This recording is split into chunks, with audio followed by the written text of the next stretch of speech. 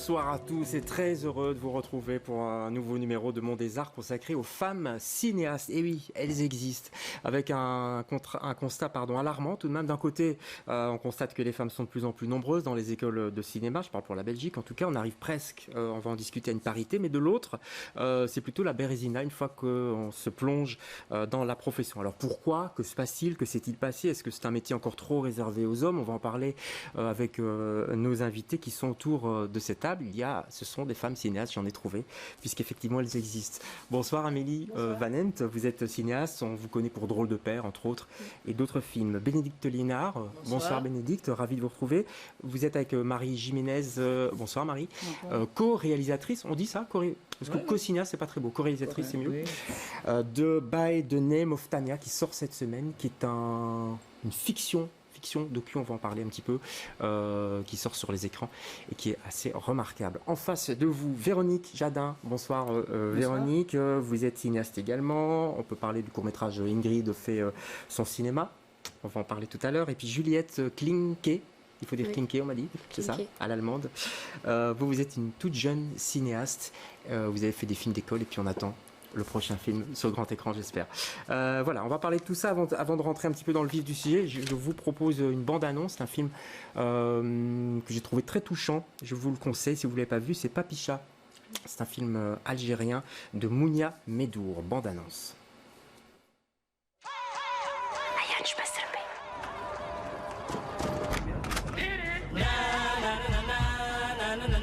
هذا تاكسي كلونديستا ماشي كاباري طلع بالله الزلات لا سيتي ربي يعاوني لا تجيب لي قهوه كان اسمها بلي لا سيتي هادي بوردي لا سيال اوفير هاك عاد اليوم تما بلي السلعه تاعك يتباع 100 بيدين نقولهم بلي تجي من طليان واحد ما فاقري العام الجاي نحل حانوت سي كوا سا استيقظت الجزائر صباح اليوم على وقع عمل إجرامي من طرف الجماعات المسلحة.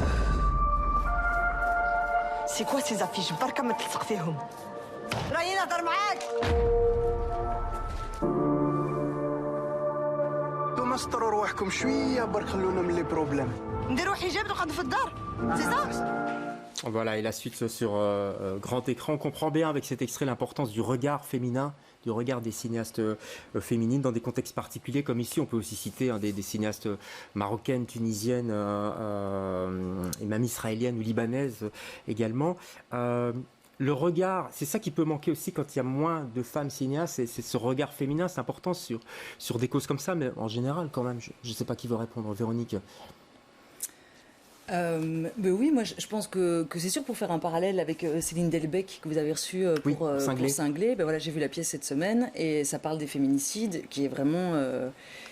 c'est sûr, il fallait une femme pour s'emparer de ça. Et voilà, après, il ne faut pas être une femme pour parler de thématiques liées à des femmes ou inversement, mais c'est plutôt, pas tellement sur le sujet, mais plutôt sur la manière dont, ce fameux female gaze, male gaze... Peut-être un autre regard, une ouverture d'esprit différente, un point de vue différent, Amélie? Enfin oui, je sais pas si on doit dire différent. Est-ce qu'il y a des films de femmes et des films d'hommes, par exemple? Moi, je dirais pas ça. Je pense pas qu'il y ait des films de femmes, des films d'hommes. Après, c'est hyper important. C'est juste qu'il y a eu que des films d'hommes, beaucoup de films d'hommes par rapport aux films de femmes, et que du coup, ce regard, il est moins présent. En fait, ce qui est important, c'est qu'il soit aussi présent que les regards masculins. Mais je pense que des hommes peuvent très bien parler des femmes aussi. Il y a des films très beaux faits par des hommes sur les femmes. Mais c'est juste qu'il faut qu'il y ait une présence. Qu'il faut que cette présence, elle prenne vraiment de la place, quoi. Plus qu'elle n'en a pris auparavant. Voilà. Maintenant, pour l'approche dans des sujets délicats comme le vôtre, je vous regarde toutes les deux, By the Name of Tanya. Là, on est du côté des mines d'or du Pérou. Sujet grave quand même, avec de la prostitution. Le regard de femme, le regard féminin est important. Je ne sais pas qui veut répondre dans les deux. Moi, je pense que le genre définit une manière de voir le monde. Inévitablement, par rapport à la place qu'on occupe... par rapport à la vie de nos grands-mères, de nos mères, d'une nouvelle génération en devenir. On fait quand même... les femmes, elles font partie d'une histoire. Hein, et dans cette histoire, cette histoire, elle est très codée. Elle n'est pas codée... elle est codée par la société en général, par le patriarcat, par le machisme. Et donc... ce regard féminin, moi, je pense qu'il existe par ailleurs, parce que c'est une part du sensible... qui, quand elle est cultivée, qu'elle est épanouie, justement, qu'elle n'a pas été opprimée. Ouais. Hein. Justement, s'il n'y a pas eu d'oppression par rapport à cette fragilité, mais fragilité, ça pourrait devenir péjoratif. C'est pas la question d'être fragile ou pas, parce que par ailleurs, les femmes cinéastes sont des femmes battantes et très fortes. Souvent, ouais. Souvent, souvent, elles ont appris à se battre. Dans la cour de récré, dans la cour de récré, ça avait déjà commencé. Mais je pense qu'effectivement, le regard d'une femme, ça existe. Et nous, on a fait le choix de travailler avec Virginie Surdèche, qui est une femme chef opératrice. Et c'est vrai qu'avec Virginie, il y a quelque chose de charnel, de très sensuel. Qu'on aurait moins avec un homme ? Avec un homme, on aurait quelque chose de plus sexuel. Avec une femme, on est dans le charnel et le sensuel. Voilà, mais nous, c'est notre expérience, c'est ce qu'on vit. Et j'avais déjà collaboré avec Hélène Louvard pour Une part du ciel, pareil. Donc dans les collaborations entre femmes, je pense qu'on est peut-être plus forte là pour aller dans des zones que les hommes ne vont pas explorer comme ça. Oui. Vous êtes d'accord avec ce type de réflexion ? Je ne sais pas, Juliette. En tout cas, c'est sûr que je rejoins vraiment Bénédicte sur l'idée que voilà, juste déjà en tant que femme dans la société, on grandit de manière différente. On a même l'histoire qu'on nous enseigne à l'école, elle est pas objective, quoi. Elle est d'un point de vue dominante, souvent d'homme blanc masculin, d'homme blanc cisgenre, hétérosexuel, tout ce qu'on veut, et qu'évidemment, forcément, on a tous des points de vue du coup différents sur le monde et des visions du monde différentes. Et c'est là où c'est intéressant d'avoir des femmes comme des hommes, comme des personnes racisées, comme des personnes, une diversité, quoi. Ouais.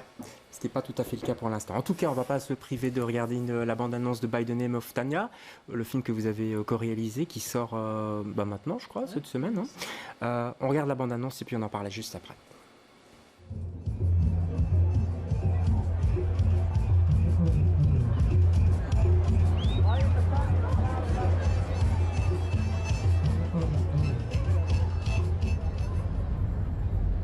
Tu humor es un desorden.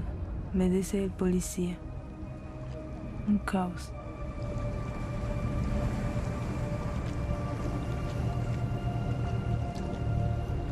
Era partir otra vez, pero tenía que ganarme la vida. Ya está saliendo la cámara, muchas gracias. ¿Tu hijita?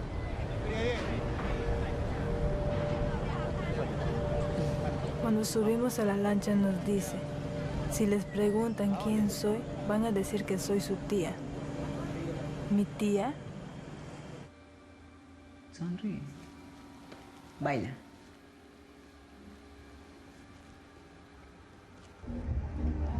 Nos cuenta de los bares donde a las chicas se les paga con pepitas de oro. Olvida que eres tú. Sal de tu cuerpo. Tú no lloras.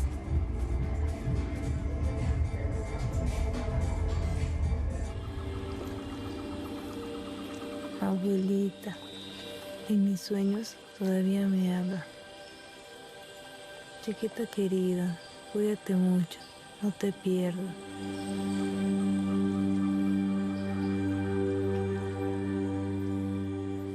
Voilà, By the Name of Tanya. On sent bien ce que vous dites là, le côté charnel, Marie Jiménez, dans le regard, même dans la façon de filmer.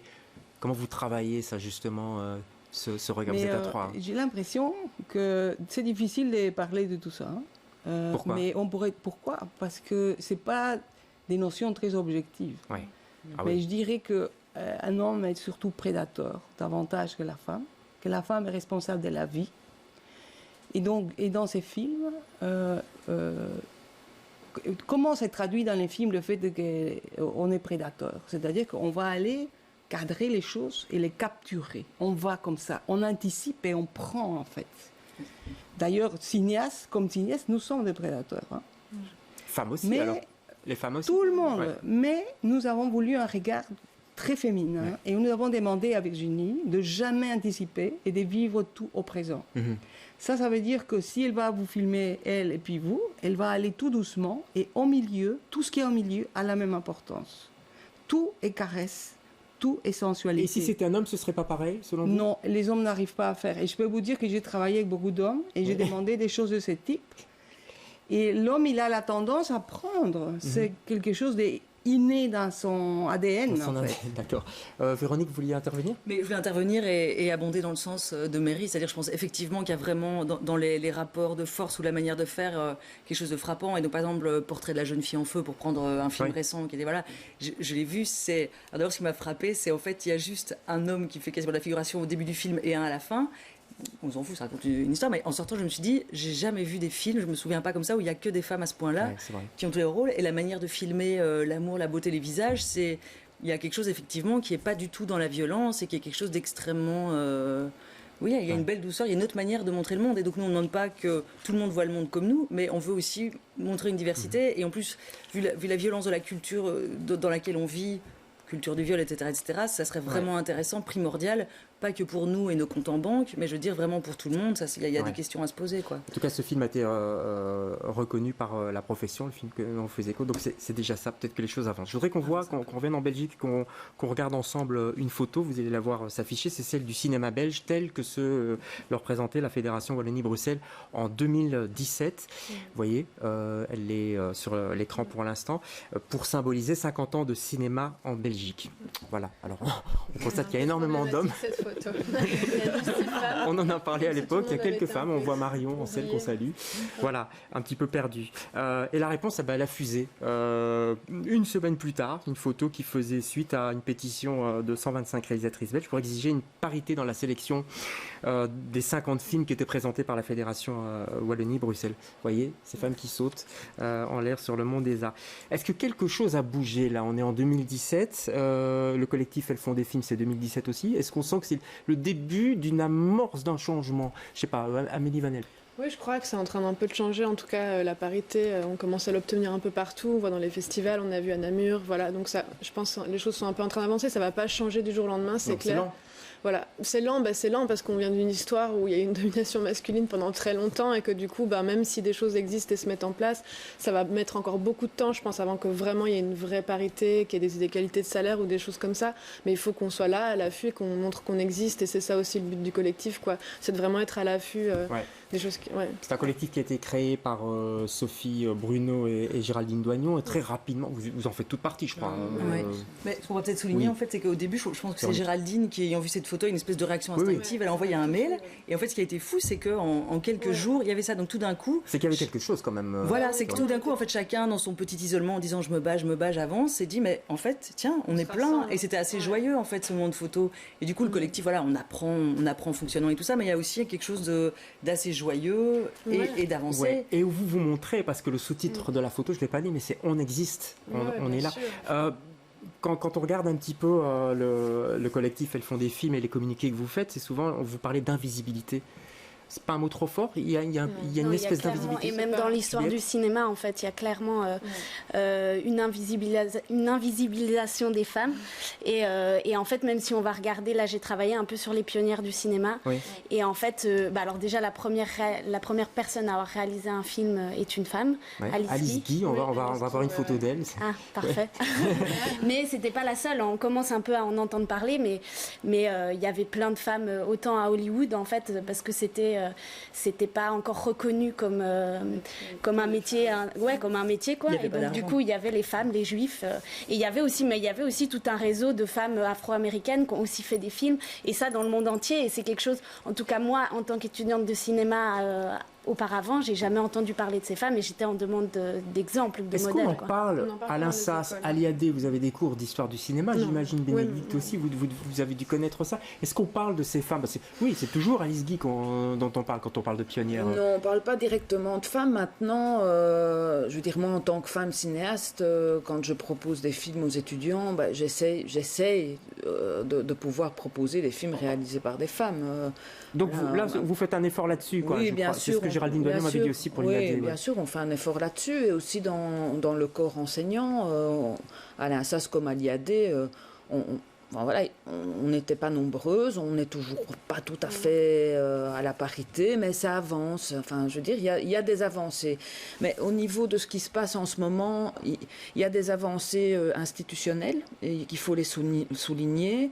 Il y a Alda Greoli qui a fait passer un nouveau décret avant les élections. Elle a réussi à faire passer un décret sur les instances d'avis où la parité est vraiment une volonté politique dans les instances. Et il va falloir, il va falloir l'appliquer parce que ça a été légiféré, ça a été voté. Donc, au niveau des institutions en ce moment, il y a une avancée. Ouais. Donc, je dirais qu'elles font des films et la photo, c'est un soubresaut tout à coup d'énergie, de demande de visibilité et de manifestation d'une présence quand même massive qui a permis de faire quelque part avancer quelque chose qui est là depuis plus de 30 ans. Mais pourquoi il a fallu attendre si longtemps pour ce soubresaut Marie Jiménez fait du cinéma depuis longtemps.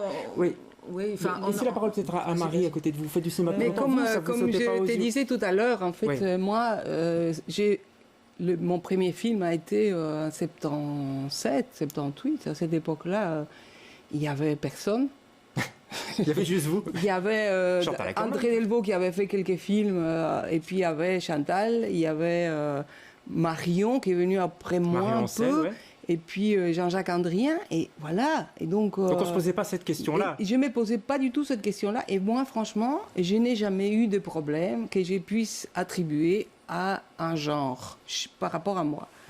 Je pense que c'est un problème d'un autre type, c'est un problème des sociétés en fait. C'est la place de la femme dans la société générale qui se manifeste par rapport au film, comme par rapport à mille autres choses. On parle de cinéma ce soir, mais on pourrait dupliquer ça dans plein d'autres domaines, malheureusement, évidemment. Je vous vois acquiescer, évidemment. Il y a un collectif qui nous a un petit peu précédé, je pense, en théâtre, qui s'appelle FS, qui est sur les mêmes diagnostics. Complètement, je pensais qu'il y a ça partout, et puis de nouveau en politique aussi ça bouge un petit peu, mais ça se féminise. C'est vrai que ça bouge un petit peu au théâtre, on se fait une manifestation au théâtre de Poche au début de l'année. N'empêche, vous faites du cinéma, Ingrid fait son cinéma, ça c'est le titre de votre court-métrage. Il y a un petit côté revendicateur, on va parler un petit peu de cet état d'esprit juste après avoir vu un extrait de votre court-métrage, Véronique. Timbi, mange encore un peu d'eucalyptus. La forêt est en feu, montez immédiatement. Sans eux, jamais. Vous préférez mourir? Ne m'obligez pas à vous embarquer de force. Essayez seulement. Je m'appelle Ingrid Bergman, j'ai 35 ans, je suis réalisatrice. Je fais des films. Enfin, j'essaie. Voilà, tout est là quand même, Florence. Quand vous avez écrit ce film, vous avez pensé à ça quand même. J'essaye, ça veut dire que c'est pas...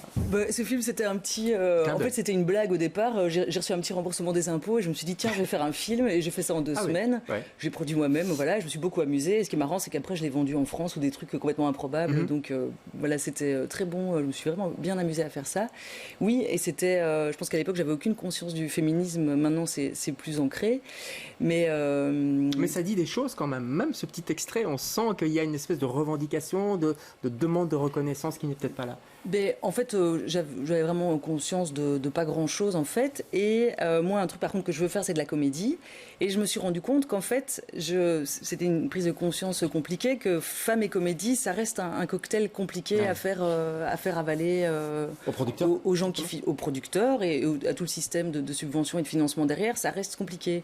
Parce que je pense que ça serait plus facile de faire un film sur oh là là, c'est difficile à la maison, ou mes élèves sont difficiles à l'école. Ça passerait plus. Pourquoi ? Ça veut dire qu'il y a des barrières psychologiques comme ça qu'on n'arrive pas à, je pense que le monde est construit comme ça. Vous le sentez au niveau de vos créations aussi, de vos demandes, Amélie Vanem ? J'ai l'impression que quand les femmes sont ambitieuses, ça fait peur un peu. C'est ce que moi je ressens dans les commissions ou dans des choses comme ça. Ou aussi les femmes jeunes, parce que je sais pas, on associe parfois la femme facilement, mais c'est des idées reçues. Je pense que les gens sont pas toujours hyper conscients de ça, mais que la femme est plus fragile ou que la femme va...